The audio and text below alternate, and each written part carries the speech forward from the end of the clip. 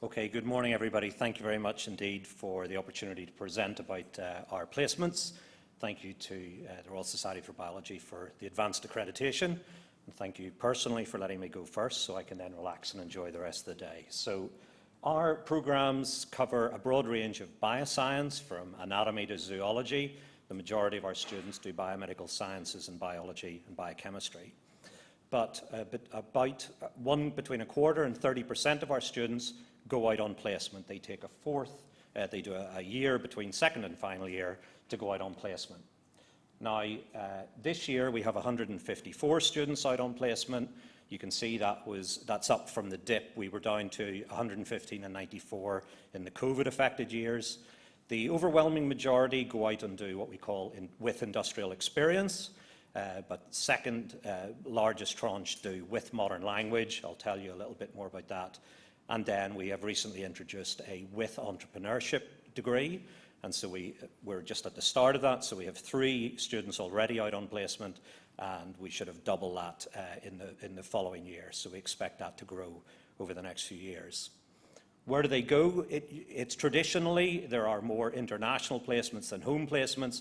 Obviously, in the COVID years, you can see international dipped considerably, but we have recovered again in the current year. The majority, the 2 biggest locations, America, Spain, followed by France, Thailand, Germany, Japan, Australia, and so on.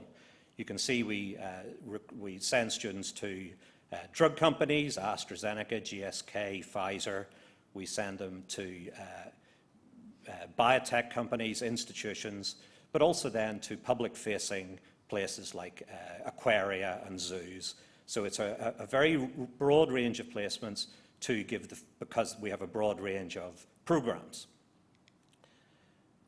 We then have, obviously, a key thing when you send a student out, they are still a student, they're still your student, and you have to look after them when they're away, but they may be, some of them are literally next door in Kyogen and in City Labs in Manchester, but many of them are around the UK, and then many of them are overseas. The majority, on average, are overseas. And we need to find a way to look after them so that, A, they're safe and well and included in what's going on in Manchester, but also that they feel that they're still part of being in Manchester.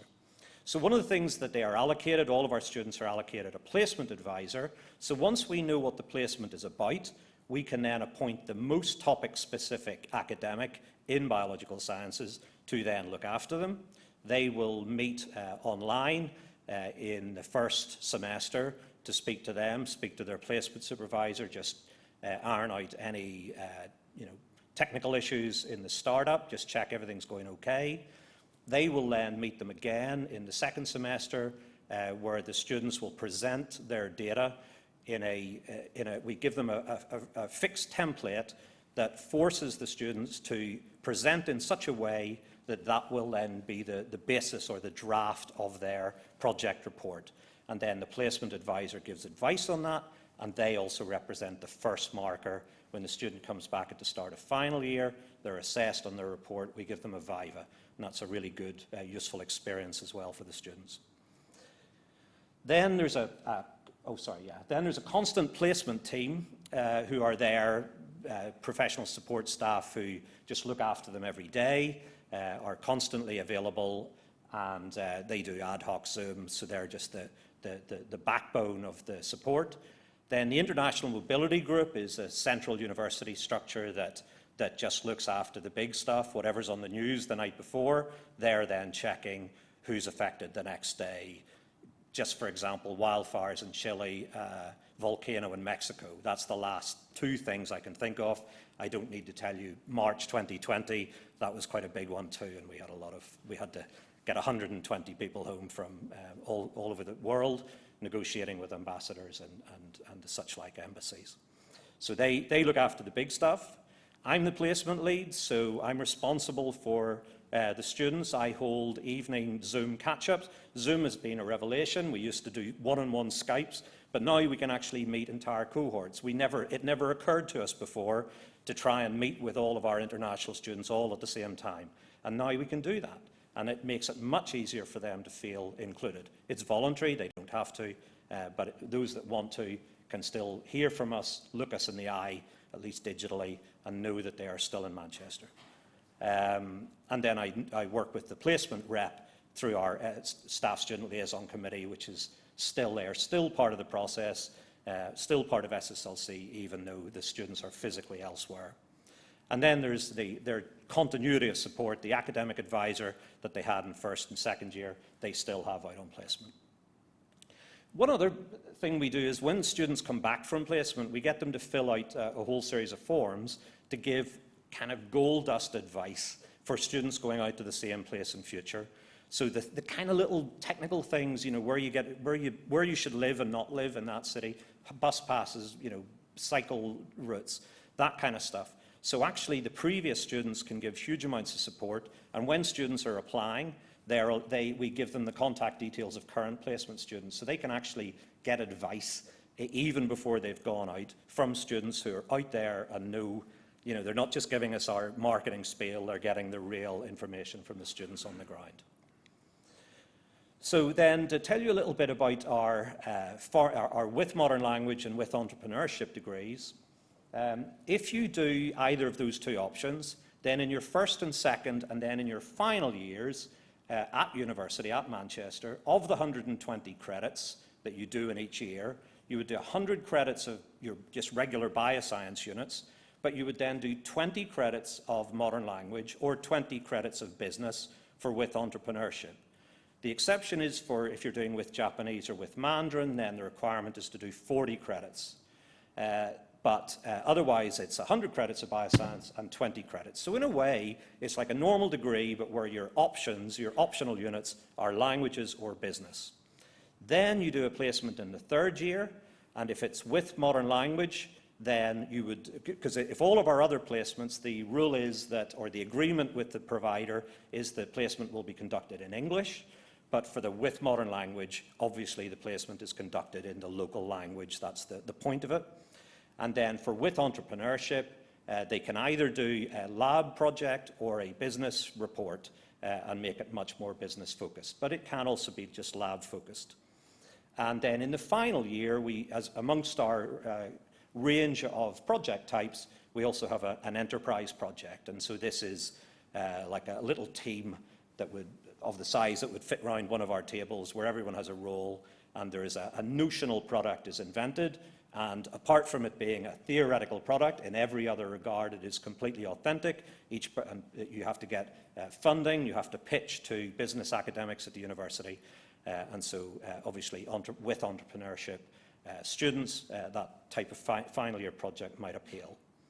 So then what is the benefit of doing that? Well, just the recent scores. Now, obviously, placement students tend to be self-selected because they have to get 60%. They have to be on for a 2-1 at the end of first year. But nevertheless, last year, 98% of our placement students got a good degree with a 71% average, which you can see was higher, even though the 3-year was still, 86% good degree, 66% average, but it was still higher. It was also higher for employability. I think in the most recent data, the placement degrees got 92% good degree, positive destination within 15 months, which was an 8-point bounce on the 3-year degree, and between a quarter and 30% of our placement students are doing a postgraduate degree within 15 months, so generally PhDs.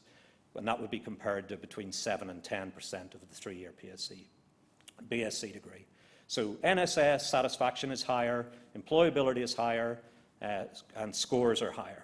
So all in all, we think this proves a really successful route for our students to give them all of our in-house teaching, but then enhanced by extra placements in the real world, where they get exposed to the reality of life. And for some of them, there are plenty of examples where they then get offered a place after their final year. And so we always tell them, just treat it like a year-long job interview. And so obviously if the company really likes them, then they don't need to take a chance on an interview. They already know they've got somebody ready-made and with basic training. And so just to leave you with some photographs, these are our students in Biberach at Beringer Ingelheim. These are our students at the University of Reno in Nevada. And then going out next year at the Mayo Clinic, Mayo offered 10 placements, and we got, for the following year, and Manchester got 9 of them. So we're very happy about that. I think our students are satisfied and successful, and thank you for your attention, and I welcome questions in the question slot. Thank you.